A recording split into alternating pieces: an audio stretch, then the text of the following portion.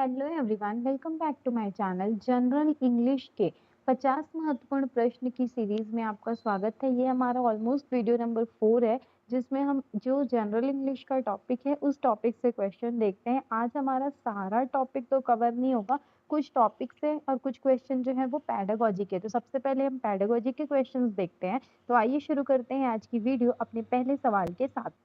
हमारा first question है, language acquisition is a conscious process, deliberate process, natural and subconscious process या grammar based process. तो language acquisition मतलब होता है भाषा अभिग्रहण क्षमता। तो भाषा को ग्रहण करना वो कॉन्शियस प्रोसेस है, मतलब आप उसको बिल्कुल दिमाग से सोच करके करते हो। या डेलिब्रेट प्रोसेस है, या नेचुरल और सबकॉन्शियस मतलब अचेतन मन में और प्राकृतिक रूप से वो आप ग्रहण कर लेते हो, या ग्रामर बेस्ड प्रोसेस है। तो लैंग्वेज एक्विजिशन जो होती है भाषा अभिग्रहण क्षमता, वो अचेतन मन से होती है, मतलब आप कुछ और कर रहे हो और साथ में उस परिवेश में हो और फिर आप उसको ग्रहण कर लेते हो। तो ये एक प्राकृतिक और सबकॉन्शियस प्रोसेस है। तो ऑप्शन नंबर सी इसका करेक्ट आंसर हो जाएगा। Children acquire their first language naturally through interaction with parents, family members, and their social environment. They do not normally study grammatical rules consciously before they begin speaking. जब हम देखते हैं छोटे बच्चे को, तो छोटे बच्चे क्या करते हैं, बातचीत में ही वो भाषा ग्रहण करते हैं। आप भी जब किसी नॉर्मल एटमॉस्फेयर में रहते हो, जैसे एनवायरनमेंट में, तो उस एनवायरनमेंट में वहाँ की जो लैंग्वेज है वो खुद ब खुद आपकी भाषा में झलकने लगती है। दैट इज लैंग्वेज एक्विजिशन, जो कि आपका नेचुरल है, सबकॉन्शियस है। Next is children are born with an inner ability for language acquisition consisting of। बच्चे जो है वो बॉर्न होते हैं, पैदा होते हैं, इनर एबिलिटी उनकी अंतर योग्यता होती है, मतलब उनके अंदर इस चीज की योग्यता होती है कि वो लैंग्वेज एक्विजिशन कर सके। मतलब बच्चे भाषा अभिग्रहण की क्षमता लेकर पैदा होते हैं। ये क्या है, यूनिवर्सल ट्रूथ है, यूनिवर्सल मेथड है, यूनिवर्सल वोकैब्युलरी है, या यूनिवर्सल ग्रामर है। तो नोम चॉम्स्की जो है वो बोलते हैं कि ह्यूमन बीइंग, मानव जो है वो बायोलॉजिकली जैविक रूप से ऐसे होते हैं कि उनके अंदर कैपेसिटी रहती है कि वो लैंग्वेज को क्या करते हैं, ग्रहण करते हैं। और ये थेरेपी जो रहती है वो कॉन्सेप्ट ऑफ यूनिवर्सल ग्रामर है। तो children are born with an inner ability for language acquisition, ये क्या है, आपका यूनिवर्सल ग्रामर है। ऑप्शन नंबर डी इसका करेक्ट आंसर हो जाएगा। इसमें क्या होता है, प्रिंसिपल और स्ट्रक्चर जो रहता है वो कॉमन रहता है ह्यूमन लैंग्वेज का। चिल्ड्रन क्या करते हैं, लैंग्वेज की जो कैपेसिटी है उसको एक्वायर करते हैं, अपने आसपास के वातावरण में उसको ग्रहण करते हैं और फिर खुद भी वैसा बोलना शुरू कर देते हैं। तो ये आपका यूनिवर्सल ग्रामर है। नेक्स्ट है, which language skills are related to expression और productive skills. Listening and speaking, speaking and writing, reading and writing, या लिसनिंग एंड रीडिंग। तो लैंग्वेज स्किल्स जो रहते हैं 4 होते हैं, आपको लाइन्स उसका सीक्वेंस याद रखना है। LSRW, L is for listening, S is speaking, R is reading and W is writing. LSRW होता है, ठीक है। तो इसमें से 2 जो होते हैं वो रिसेप्टिव होते हैं और 2 प्रोडक्टिव होते हैं। अब रिसेप्टिव और प्रोडक्टिव क्या होते हैं, तो रिसेप्टिव जो स्किल्स होते हैं उसको आप रिसीव करते हो, मतलब समझते हो, ग्रहण करते हो। और प्रोडक्टिव स्किल में क्या होता है, इसको हम प्रोड्यूस करते हैं, मतलब कि हम बनाते हैं।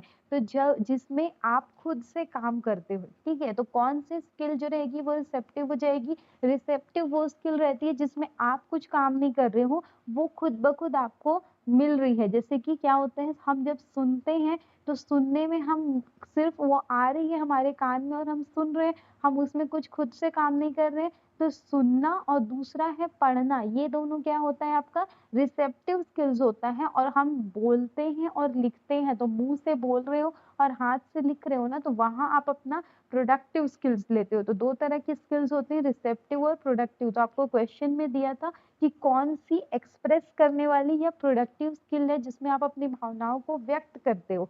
तो कौन सी हो जाएगी, लिसनिंग और स्पीकिंग होगी क्या। तो लिसनिंग में तो हम सुनते हैं, वहां पे कुछ प्रोडक्टिव नहीं है, तो ऑप्शन नंबर ए गलत हो जाएगा। स्पीकिंग एंड राइटिंग, तो स्पीकिंग मतलब बोलना और राइटिंग मतलब लिखना, तो ये दोनों में हम क्या कर रहे हैं, अपने विचारों को व्यक्त करते हैं। तो ये दोनों जो है ये प्रोडक्टिव स्किल्स हो जाएंगे। तो ये जो स्किल्स है ना, ये स्किल्स आपका हर पेडागोजी में काम आएगा, हिंदी पेडागोजी हो, इंग्लिश हो, आपका पर्टिकुलर सब्जेक्ट का हो या सीडीपी का हो, तो ये चारों उसमें काम आएगा। तो वो आपको याद रखना है।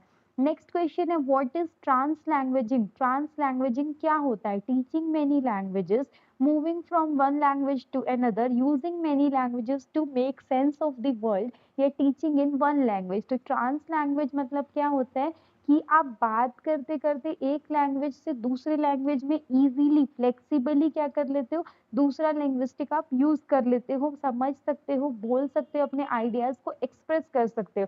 तो सिंपली आप बोल सकते हो, जैसे कि आप बोल रहे हो, हिंदी में बोल रहे हो, ये चीजें मैं बोल रही हूँ, now I will start speaking in English, again I will start speaking in Hindi, then मैं बोलूंगी कि मैं हिंदी भी बोल रही हूँ, मैं इंग्लिश भी बोल रही हूँ, आपको समझा रही हूँ।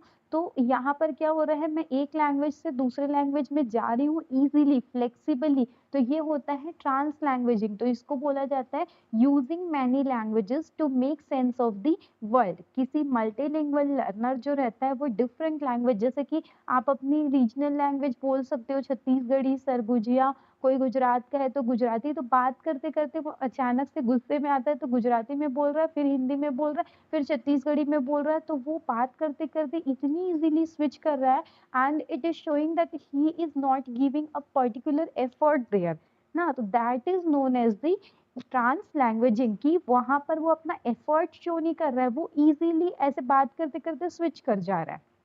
ठीक है। नेक्स्ट क्वेश्चन है, multilingualism as a resource aims eight.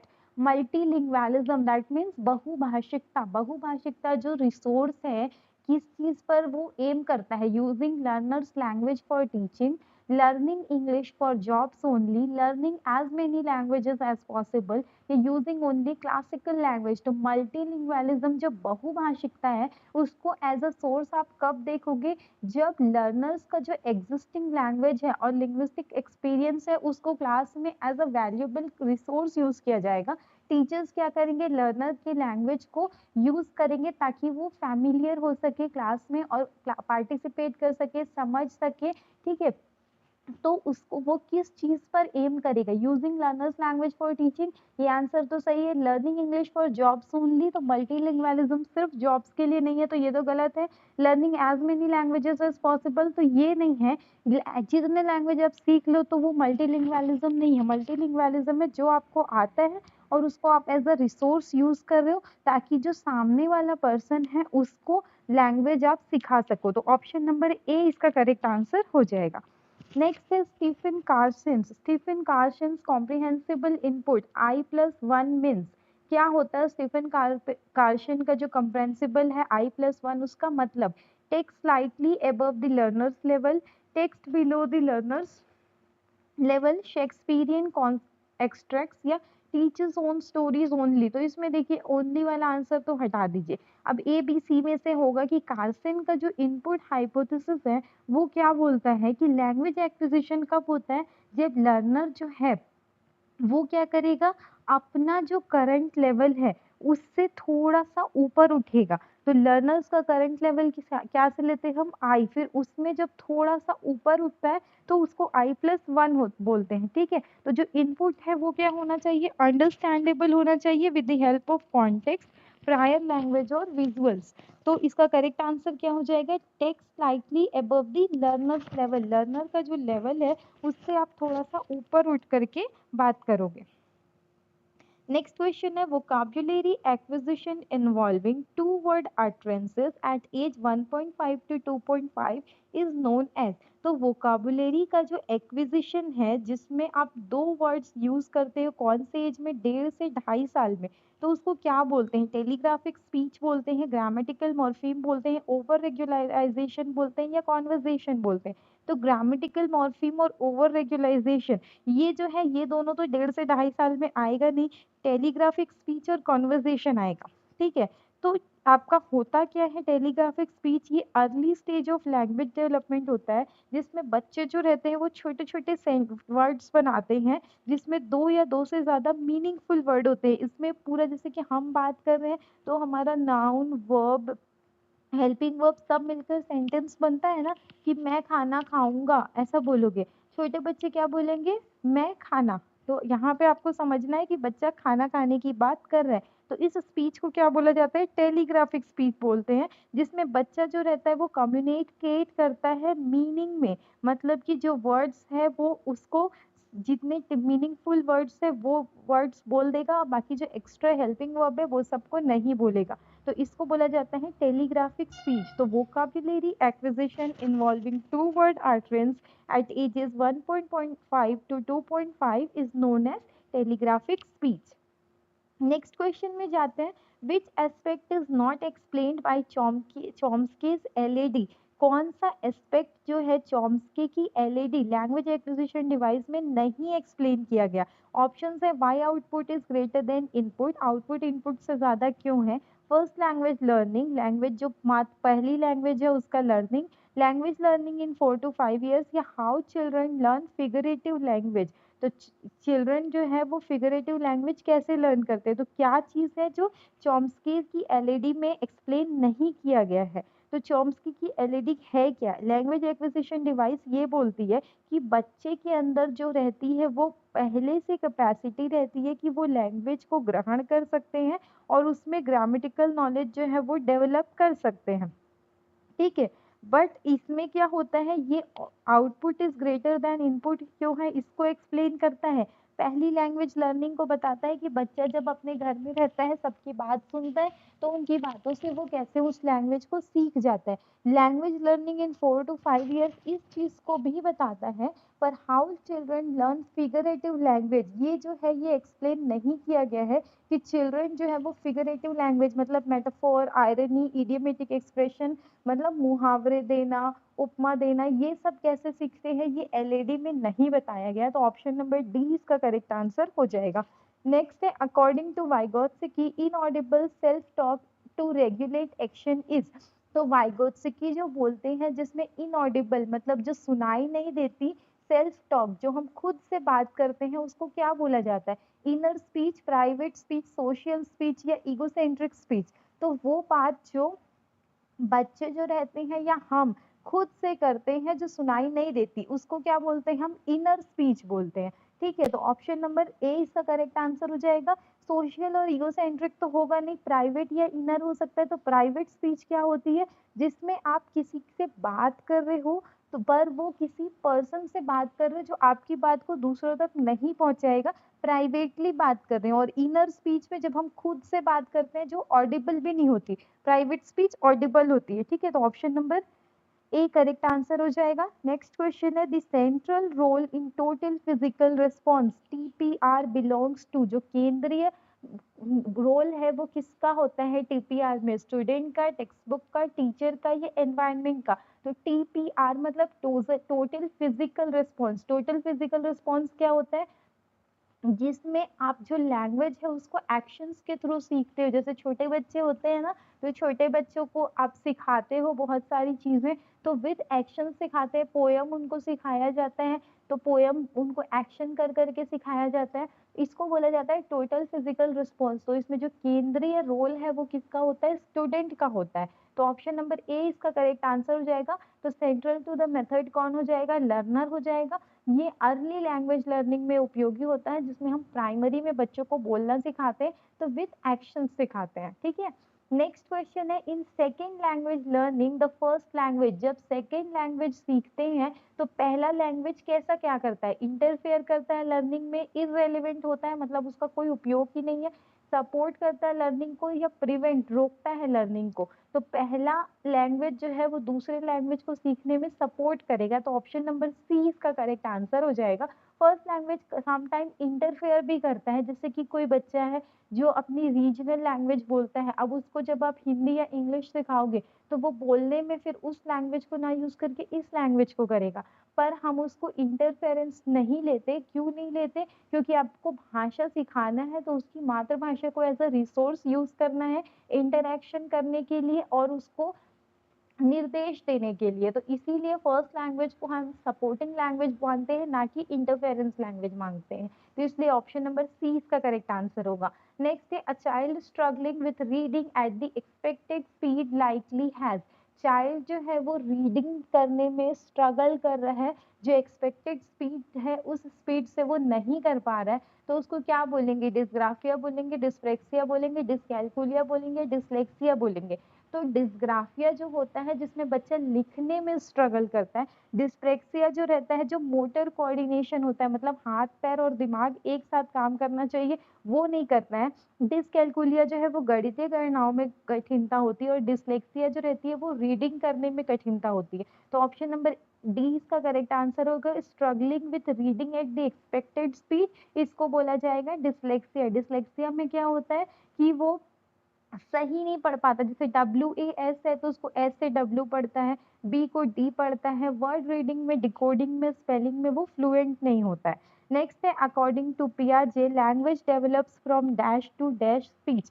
पियाजे बोलते हैं कि लैंग्वेज किससे किसमें कौन सी स्पीच में जाता है, private to individualize, egocentric to socialize, private to socialize, या सोशलाइज टू ईगोसेंट्रिक। तो पियाजे क्या बोलते हैं कि चिल्ड्रन, बच्चे की जो अर्ली स्पीच होती है, शुरू की जो स्पीच होती है, उसको हम ईगोसेंट्रिक बोलते हैं, ठीक है। वो क्या करती है, रिफ्लेक्ट करती है उनकी एबिलिटी को दूसरे पर्सन का पर्सपेक्टिव लेने में। और जब आप उसको संज्ञानात्मक और सामाजिक ज्ञान देते हो तो उनकी स्पीच जो रहती है वो सामाजिक होती है। तो पहले बच्चा अहम केंद्रितवाद होता है, फिर वो सामाजिक हो जाता है। तो पियाजे की जो लैंग्वेज है वो डेवलप कहाँ से कहाँ होती है, ईगोसेंट्रिक से सोशलाइज। तो ऑप्शन नंबर बी इसका करेक्ट आंसर हो जाएगा। नेक्स्ट है, the major aim of teaching poetry. Teaching poetry मतलब पोयम सिखाना, कविता सिखाने का जो सबसे बड़ा उद्देश्य है वो क्या है, इंजॉयमेंट एंड आइडियाज है, राइटिंग स्किल है, ग्रामर लर्निंग है, या नोइंग द पोएट। तो इसमें आप देखिए, अगर आप थोड़ा सा दिमाग लगाएंगे तो आपको आंसर खुद मिल जाएगा। पोएट को जानने का पोयम सिखाने से क्या मतलब है, कुछ नहीं, तो डी नंबर गलत है। ग्रामर लर्निंग, ग्रामर सिखाने का आप वोकैब्युलरी सिखा सकते हैं पर वो मेजर एम नहीं है, इसलिए ऑप्शन नंबर सी भी गलत है। वोकैब्युलरी और ग्रामर दो अलग अलग चीजें हैं। राइटिंग स्किल्स, तो राइटिंग स्किल्स पोयम में नहीं होती, बच्चा जब बोलना ही नहीं जान रहा है तो क्या उसको राइटिंग स्किल अपनी उसको एक्सप्रेस करना थोड़ी सिखाएंगे, आप सिर्फ इंजॉयमेंट और आइडियाज के लिए पोयम सिखाते हैं। तो ऑप्शन नंबर ए इसका करेक्ट आंसर हो जाएगा। पोएम में क्या होता है, बच्चा जो रहता है वो इमेजिन करता है, आइडिया लेता है और लैंग्वेज को इंजॉय करता है। जैसे आप नॉर्मल उसको चैप्टर पढ़ाओगे तो उसको याद नहीं होगा कि मछली पानी में रहती है, पानी में ही जिंदा रहती है, फिर हम बोलेंगे अगर मछली को पानी से निकालोगे तो मछली मर जाएगी क्योंकि मछली सांस नहीं ले पाएगी। पर वही बच्चे को सिखाओगे कि मछली जल की रानी है, जीवन उसका पानी है, पानी हाथ लगाओ तो डर जाएगी और बाहर निकालो तो मर जाएगी। तो इसमें पूरा सार आ जाता है। तो जो गागर में सागर की बात होती है ना वो कविता में आती है, और साथ ही आपको मजा भी आता है। तो ये छोटे बच्चों के लिए है कि इसमें एंजॉयमेंट और आइडियाज होते हैं। नेक्स्ट है, characteristics of extensive reading include.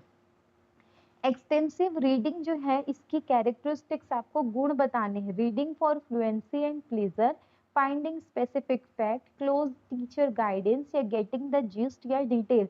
तो एक्सटेंसिव रीडिंग जब आप करते हो उसमें क्या होता है कि लार्ज अमाउंट ऑफ मटेरियल आप पढ़ते हो, और ये आपको किस लिए होता है कि आप इसमें से इंजॉयमेंट ले सको और जनरल अंडरस्टैंडिंग ले सको। तो एक्सटेंसिव रीडिंग जो है इसका क्या कैरेक्टरिस्टिक्स हो जाएगा, reading for fluency and pleasure. अगर आप स्पेसिफिक फैक्ट देखना चाह रहे हो तो उसको स्कैनिंग बोलेंगे, क्लोज टीचर गाइडेंस या जनरल मटेरियल मीनिंग लेना चाह रहे हो तो वो आपका स्किमिंग सॉरी इंटेंसिव रीडिंग हो जाएगा, और जस्ट डिटेल अगर आप लेना चाह रहे हो तो जनरल मीनिंग वो कहलाएगा स्किमिंग। तो ऑप्शन नंबर ए इसका करेक्ट आंसर होगा। एक्सटेंसिव रीडिंग में क्या होता है, reading for fluency and pleasure. Next है, which theory believes learning comes through practice and reinforcement. कौन सी थ्योरी है जो बोलती है कि सीखना, लर्निंग जो है वो किससे आती है, प्रैक्टिस अभ्यास से, और रीइंफोर्समेंट पुनर्बलन से आती है। तो क्या होता है, ऑप्शंस आपको दिया हुआ है, कॉग्निटिविज्म, कंस्ट्रक्टिविज्म, बिहेवियरिज्म, या इंट्रैक्शनिज्म। तो कॉग्निटिविज्म मतलब संज्ञानात्मक थ्योरी, कंस्ट्रक्टिविज्म मतलब कि संरचनात्मक थ्योरी, बिहेवियरिज्म मतलब व्यवहारवाद, या इंटरेक्शनिज्म मतलब कि आप इंटरेक्शन करेंगे, बातचीत कर रहे हैं। तो कौन सी थ्योरी है जो ये बोलती है कि आपकी लर्निंग जो है वो इससे आती है, प्रैक्टिस और रीइंफोर्समेंट से। तो प्रैक्टिस और रीइंफोर्समेंट किस में होता है? बिहेवियरिज्म में होता है, जिसमें आप क्या करते हो? ऑब्जर्व करते हो बिहेवियर को, जिसका रिजल्ट होता है एनवायरमेंटल इन्फ्लुएंस, प्रैक्टिस, कंडीशनिंग और रीइंफोर्समेंट। ठीक है, तो ऑप्शन नंबर सी इसका करेक्ट आंसर हो जाएगा कि बिहेवियरिज्म थ्योरी जो रहती है ये बिलीव करती है कि लर्निंग जो है वो प्रैक्टिस और रीइंफोर्समेंट से आती है। बिहेवियरिज्म में मतलब व्यवहारवाद में कौन कौन आ जाएंगे? बीएफ स्किनर आ जाएंगे, इवान पावलोव आ जाएंगे और जॉन बी वॉटसन आ जाएंगे। ठीक है, नेक्स्ट क्वेश्चन है, द टर्म लिंग्विस्टिक कॉम्पिटेंस किसके द्वारा इंट्रोड्यूस किया गया था? Stephen कार्शन, BF Skinner, Noam Chomsky या लैरी स्किनर? लेरी सेलिंकर। तो क्या होता है लिंग्विस्टिक कॉम्पिटेंस जो रहता है ये आपका नोम चॉम्स्की के द्वारा बताया गया था। लिंग्विस्टिक कॉम्पिटेंस और परफॉर्मेंस इन दोनों के बीच अंतर बताया था, जिसमें उन्होंने बताया कि लिंग्विस्टिक कॉम्पिटेंस क्या होता है कि स्पीकर का अंडरलाइन नॉलेज रहता है, जिसमें वो रूल और स्ट्रक्चर जो लैंग्वेज की रहती है उसको लर्न करता है, सीखता है। वाइल परफॉर्मेंस जो रहता है वो रिफर करता है एक्चुअल यूज ऑफ लैंग्वेज से। तो लिंग्विस्टिक कॉम्पिटेंस मतलब उसकी क्षमता है कि वो भाषा को कैसे ग्रहण कर सकता है, और ये किसने बताया था? नोम चॉम्स्की ने बताया था। नेक्स्ट है semantic. Semantic is the study of, semantic क्या है? स्टडी ऑफ सेंटेंस स्ट्रक्चर है, शब्द साउंड है, वर्ड मीनिंग है या एट्रिक्यूलेशन है? तो सिमेंटिक जो है वो स्टडी क्या है? आपका ब्रांच है जिसमें आप मीनिंग, लैंग्वेज की मीनिंग सीखते हो। तो word and meaning, option number C इसका करेक्ट आंसर हो जाएगा। सेंटेंस स्ट्रक्चर आप किस में सीखेंगे? Physical production and perception of speech sound होता है आपका फोनेटिक्स। साउंड सिस्टम जो है आप फोनोलॉजी में सीखेंगे। सेंटेंस स्ट्रक्चर जो है वो सिंटेक्स में सीखेंगे और मीनिंग जो है वो सिमेंटिक्स में सीखेंगे। नेक्स्ट क्वेश्चन है, Chomsky says humans have a dash to develop language. Noam Chomsky क्या बोलते हैं कि मनुष्य के अंदर क्या है? लैंग्वेज सीखने की क्या है? लर्निंग सेट है, परपेचुअल सेट है, बायोलॉजिकल डिस्पोजिशन है, ये टेलीग्राफिक रेडीनेस है। तो चॉम्स्की क्या बोलते हैं कि बच्चे के अंदर लैंग्वेज, भाषा सीखने की क्षमता जन्मजात होती है, मतलब बायोलॉजिकल डिस्पोजिशन है बच्चे के अंदर कि वो लैंग्वेज डेवलप कर सकता है। ठीक है, तो ऑप्शन नंबर सी इसका करेक्ट आंसर हो जाएगा। नेक्स्ट है productive skills include. Productive skills हमने अभी जब बात की थी LSRW की, तो उसमें हमने बोला था कि 4 तरह के स्किल होते हैं, लिसनिंग, स्पीकिंग, रीडिंग, राइटिंग, जिसमें 2 आपका रिसेप्टिव होते हैं, 2 प्रोडक्टिव होते हैं। रिसेप्टिव में आप ग्रहण करते हो, प्रोडक्टिव में आप अपने विचारों को व्यक्त करते हो। तो व्यक्त आप किस में करोगे? लिखोगे जब, और जब बोलोगे तो लिखना लिखना राइटिंग हो जाएगा और बोलना क्या हो जाएगा?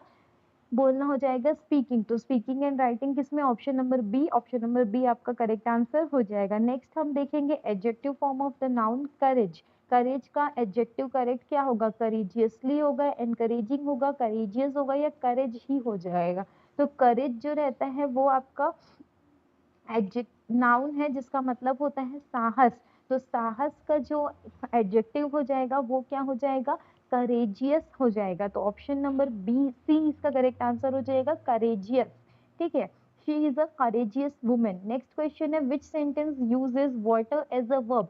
कौन सा सेंटेंस है जिसमें वाटर, पानी को एज अ वर्ब, क्रिया की तरह यूज किया है? She drank a glass of cold water. उसने पिया, क्या पिया? पानी पिया, एक ग्लास ठंडा पानी। तो यहाँ पे वर्ब तो नहीं है, वो ऑब्जेक्ट है। The water level in the dam is rising. Water level जो डैम में है वो राइज हो रहा है, तो यहाँ पर भी आपका वाटर जो है एज अ सब्जेक्ट है। Please water the plants before you leave. आपको क्या बोला जा रहा है? प्लांट को वाटर करना है, मतलब कि उसमें पानी डालना है इससे पहले कि आप जाए। या फोर्थ में दिया है the water filter needs to be replaced. तो water filter as a subject है, तो ऑप्शन नंबर सी में क्या बोला जा रहा है? वाटर करना है प्लांट्स को, तो यहाँ पे काम बोला जा रहा है, तो वो एज अ वर्ब यूज हुआ है। तो ऑप्शन नंबर सी आपका करेक्ट आंसर हो जाएगा।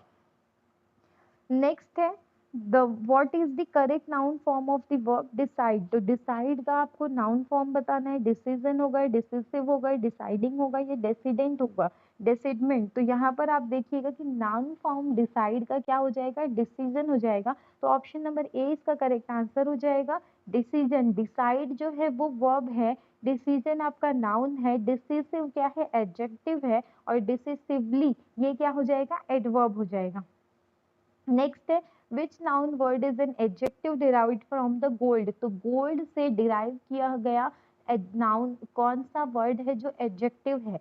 तो गोल्ड का विशेषता बताने वाला शब्द, गोल्ड जैसे नाउन है सोना, तो सोने जैसा बताएगा तो वो विशेषता बताएगा, तो वो क्या हो जाएगा गोल्डिश, गोल्डन, गोल्डी या ग्लाइडेड। तो यहाँ पे देखोगे गोल्डन, गोल्डन का मतलब क्या होता है सोने से बना हुआ या सोने के कलर वाला, तो वो क्या हो जाएगा उसका विशेषता बता रहा है, इसलिए ऑप्शन नंबर 20 का करेक्ट आंसर हो जाएगा। नेक्स्ट क्वेश्चन है in which sentence is face used as a verb, कौन से सेंटेंस में फेस जो है एज अ वर्ब मतलब क्रिया की तरह यूज हुआ है। She has a smile on her face, उसके फेस में एक स्माइल है, तो ऑन हर फेस बोल रहा है तो वर्ब तो as an adjective face use हो रहा है, सॉरी वर्ब किसी तरह ऑब्जेक्ट की तरह यूज हो रहा है। He washed his face with cold water, उसने अपना फेस कोल्ड वाटर से वॉश किया, तो यहाँ पर भी फेस जो है वो आपका वर्ब नहीं है क्योंकि उसने यहाँ पर अपने फेस को धोया बोल रहा है, तो यहाँ पर भी face as an object use हो रहा है। The face of the clock is broken, जो चेहरा है क्लॉक का वो टूट गया है, तो यहाँ पर एज अ सब्जेक्ट यूज हो रहा है। पर you must face your fears to overcome them, तुमको फेस करना पड़ेगा अपने डर को ताकि तुम उनसे जीत सको, तो यहाँ पर फेस क्या बोला जा रहा है कि आपको उनका सामना करना पड़ेगा, मतलब ये आपका वर्ब है, तो ऑप्शन नंबर सी इसका करेक्ट आंसर हो जाएगा। नेक्स्ट है चूज द करेक्ट प्रिपोजिशन, आपको प्रिपोजिशन चूज करना। The rabbit is jumping dash the ball, rabbit jump करता है बॉल में करता है, बॉल इनटू के अंदर करता है, ऑन बॉल पर करता है या अंडर बॉल के नीचे करता है। तो रैबिट कहाँ पे जंप करेगा बॉल के अंदर, बॉल मतलब बाउल जो बोलते हो वो बाउल के अंदर जंप करेगा, तो के अंदर के लिए हम इनटू यूज करते हैं, तो ऑप्शन नंबर 20 का करेक्ट आंसर हो जाएगा। जब आप बाहर से अंदर की तरफ जाते हो ना तो इनटू का वर्ड यूज करते हो, ठीक है। मूविंग, आपको याद रखना है कि जब आप किसी चीज के अंदर जाते हो पर चलते हुए बाहर से अंदर जाते हो, जैसे आप क्लास के अंदर जा रहे हो तो I am moving in to the class, I am coming in to the class ऐसा बोलोगे, ठीक है। इन जब आप उसके अंदर हो तो I M in the class बोलोगे, पर बाहर से अंदर जा रहे हो मूव करते हुए तो इन टू बोलोगे। तो रैबिट जंप कर रहा है मतलब बाहर से अंदर जा रहा है, तो इन टू हो जाएगा, तो ऑप्शन नंबर 20 का करेक्ट आंसर हो जाएगा। नेक्स्ट है which word describe someone who shares their belongings generously, कौन सा वर्ड डिस्क्राइब करता है किसी पर्सन को जो अपनी चीजों को जेनरसली मतलब बहुत प्यार से, ठीक है, विलिंग उसकी इच्छा होती है कि वो उसको शेयर करे तो वो शेयर करता है, तो क्या वो सेल्फिश होता है, सेल्फिश मतलब मतलबी होता है, तो मतलबी इंसान तो जनरसली नहीं शेयर करेगा, तो ये गलत है। ग्रीडी मतलब लालची हो जाता है, लेजी और जनरस, तो लेजी मतलब तो आलसी होता है, तो आलसी इंसान तो यहाँ पे कोई मतलब ही नहीं है, तो ऑप्शन नंबर सी हो जाएगा जेनरस हो जाएगा। इसका मतलब कोई की किसी चीज को शेयर करने में बहुत ज्यादा दयालु टाइप का है, काइंड वर्ड नहीं है, जेनरस है, मतलब समझ रहे होगे आप वर्ड, उसका प्रॉपर मीनिंग मैं नहीं बता पा रही हूँ, ठीक है। नेक्स्ट है select the correct verb form, आपको करेक्ट वर्ब फॉर्म बताना है। Abhishek and Rakesh that badminton every day, plays, playing, play या इज प्लेइंग, तो आप यहाँ पे देखिए अभिषेक और राकेश क्या करते हैं बैडमिंटन खेलते हैं हर दिन, तो पर यहाँ पे क्या आना है आपका प्लेज आएगा, तो प्लेज कब आता है जब आपका सिंगुलर, सिंगुलर नाउन रहेगा ना तो वहां पे एस या ई एस लगता है, पर यहाँ पे क्योंकि सिंगुलर नहीं है इसलिए प्लेज नहीं आएगा।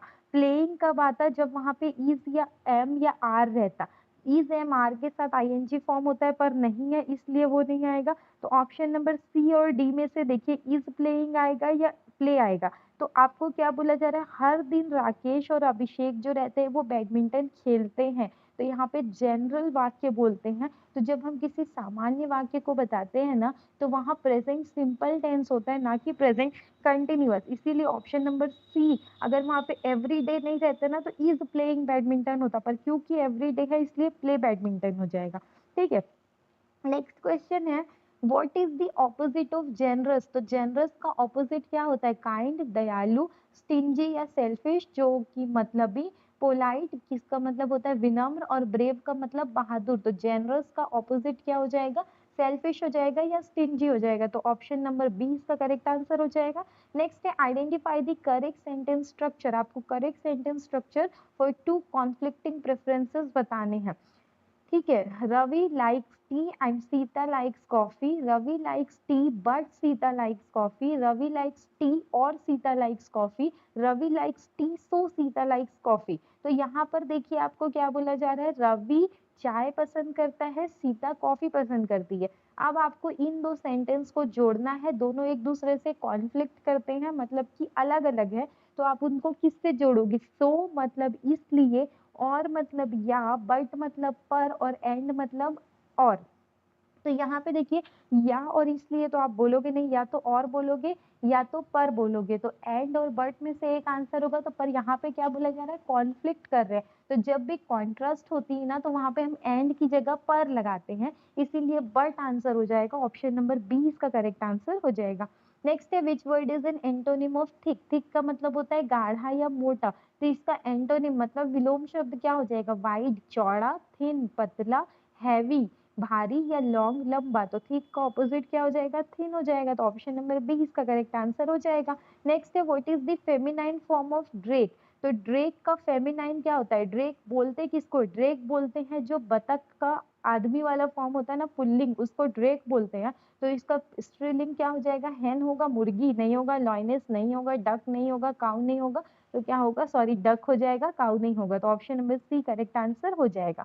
नेक्स्ट है choose the correct pronoun, Sahil has a top plays with it daily, Sahil के पास टॉप है जिससे वो डेली खेलता है, तो इसमें शी लगेगा, इट लगेगा, ही लगेगा या दे लगेगा, तो साहिल एक लड़के का नाम है तो उसके साथ क्या लगेगा, ही लगेगा, तो option number C correct answer हो जाएगा।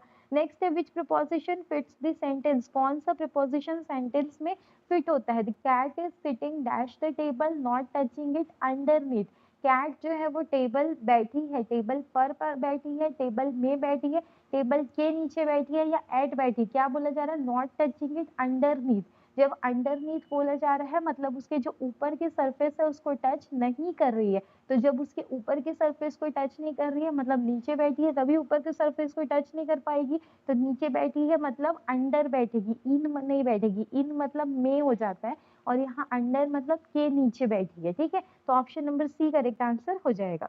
नेक्स्ट है what is the collective form of for a young duck, young duck का कलेक्टिव फॉर्म क्या होता है, मतलब समूहवाचक संज्ञा, काफ होगा, काफ किसको बोलते हैं हम लोग, काऊ या बफेलो को बोलते हैं, डकलिंग जो रहती है वो डक्स का ग्रुप होता है, कब जो रहता है आपके लॉयन या टाइगर या बियर के बच्चों को बोलते हैं, और किटन बिल्ली के बच्चे को बोलते हैं, तो छोटे डक के बच्चों को क्या बोलेंगे, डकलिंग बोलेंगे, ऑप्शन नंबर 20 का करेक्ट आंसर हो जाएगा। नेक्स्ट है identify the correct conjugation, conjunction है शायद, आपको इसको बताना है कि my mother dash working in the kitchen, is am are या वर्क, तो मदर है, मदर के साथ आर तो लगेगा नहीं, आर प्लूरल के साथ लगता है, एम किसके साथ लगता है, आई के साथ, वो भी नहीं लगेगा, इज और वर में से देखिए वर प्लूरल के साथ लगता है, इज सिंगुलर के साथ, तो सी आंसर हो जाएगा। नेक्स्ट क्वेश्चन देखते हैं, which word describe someone who does not like to do work, एक ऐसा पर्सन जो काम करना पसंद नहीं करता, क्या उसको ब्रेव बहादुर बोलोगे, पोलाइट विनम्र बोलोगे, लेजी आलसी बोलोगे, या काइंड दयालु बोलोगे, तो हम क्या बोलेंगे, सॉरी लेजी बोलेंगे, तो option number C correct answer हो जाएगा। नेक्स्ट एक select the correct feminine gender of bull, bull का आपको फेमिनाइन महिला शब्द स्त्रीलिंग शब्द बताना है, बुल को क्या होगा, ऑपोजिट हॉर्स होगा, घोड़ा मेयर घोड़ी, काऊ गाय, या हेन मुर्गी, तो बैल का क्या होता है, गाय होता है, तो option number C correct answer हो जाएगा। नेक्स्ट क्वेश्चन है when combining list items where do you place and, जब आप आइटम्स को लिस्ट कर रहे हो तो उस कंडीशन में आप एंड को कहाँ लगाओगे, बिटवीन एवरी आइटम, मतलब हर आइटम के बीच में आप एंड लगाओगे, जैसे आप बोल रहे हो pen pencil eraser sharpener book copy, तो आप कैसे लगाओगे, pen and pencil and book and copy and eraser and sharpener and bag, ऐसे तो नहीं लगाओगे, तो हर आइटम के बीच में तो नहीं लगाओगे, ओनली एट द स्टार्ट, सिर्फ स्टार्ट में, मतलब pen and pencil book copy eraser sharpener ऐसा, या only between the last two items, सिर्फ लास्ट दो आइटम के बीच में, या नेवर यूज एंड, कभी भी यूज नहीं करोगे एंड का, तो हम जब भी एंड बोलते हैं ना तो पहले सारी चीजें लिखते जाते हैं कॉमा दे दे करके, और लास्ट में जब आखिरी दो आइटम्स बचते हैं उनके बीच में एंड लगाते हैं, तो option number C correct answer हो जाएगा, only between the last two items.